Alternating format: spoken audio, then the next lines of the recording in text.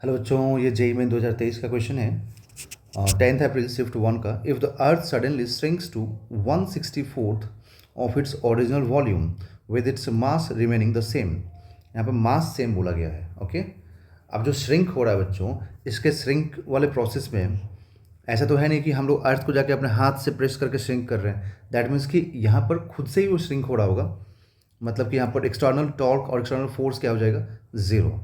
Okay, अब देखिए क्या पूछा गया। The period of rotation of the earth becomes, क्योंकि श्रिंक कर गया तो रेडियस मतलब कम हो जाएगा, क्योंकि अर्थ ना इस अपने ओरिजिनल वॉल्यूम का 1/64 हो गया। दैट मीन्स रेडियस भी कम होगा, बट मास सेम है।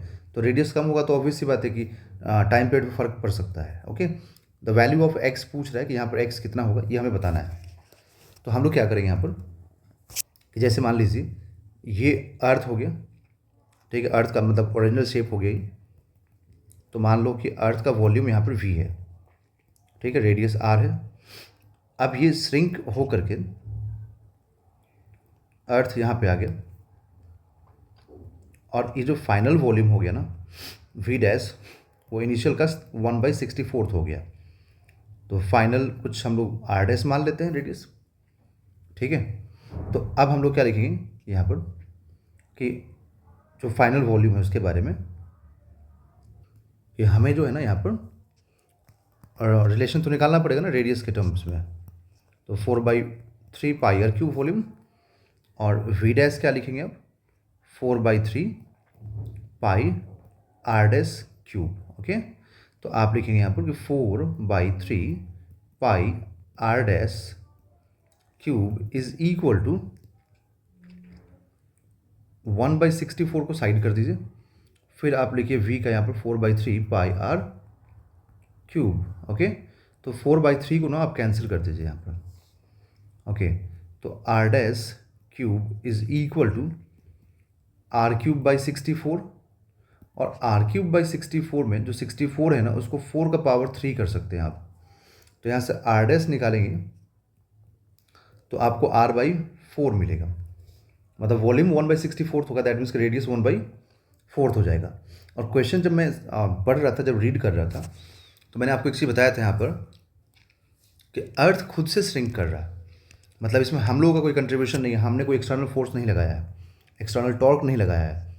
तो यहाँ पर कोई अगर एक्सटर्नल टॉर्क नहीं है, तो एक्सटर्नल टॉर्क अगर ज़ीरो है, दैट मीन्स कि आप ये बोलेंगे कि angular momentum will be conserve. Okay, so अगर एंगुलर मोमेंटम कंजर्व होगा तो इनिशियल और फाइनल का भी एंगुलर मोमेंटम कंजर्व होना चाहिए। मतलब सॉरी, इनिशियल मोमेंटम और फाइनल एंगुलर मोमेंटम आपस में इक्वल होना चाहिए, ठीक है। तो इसका मतलब ये हुआ कि अर्थ एक, तो देखो अर्थ एक सॉलिड स्फीयर है, तो सॉलिड स्फीयर का मोमेंट ऑफ इनर्शिया कितना होता है, 2/5 mr²। अब तो इनिशियल कितना लिखोगे मोमेंट ऑफ इनर्शिया, क्योंकि एंगुलर मोमेंटम का फॉर्मूला क्या होता है, I/ओमेगा, ठीक है ना, I/ओमेगा। ओमेगा में क्या आता है, ओमेगा इक्वल टू लिखते हैं बच्चों हम लोग 2π/टाइम पीरियड। तो यहाँ से टाइम पीरियड निकल ही जाएगा ना। तो अब यहाँ पे आप लिखेंगे 2/5 mr² है ना, इनिशियल इंटू इनिशियल स्पीड लिख दो 2π/t टाइम पीरियड, ये ओमेगा हो गया, ठीक है।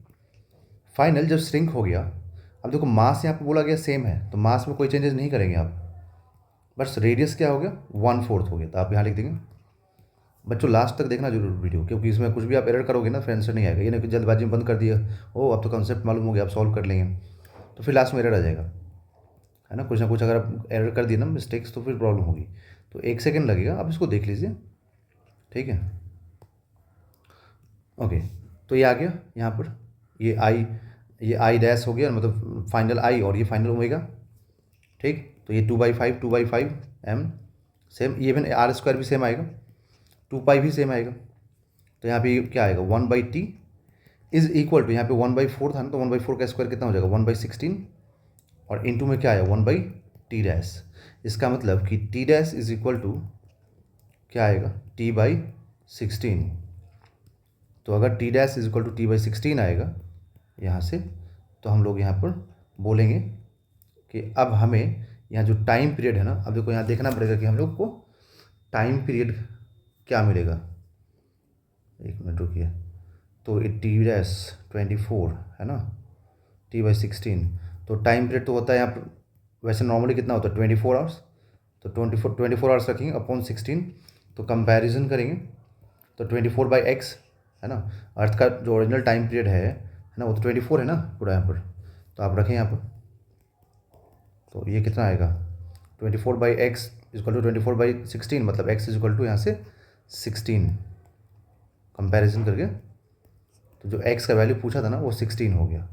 ठीक है, तो यहाँ से x का value 16 is a right answer.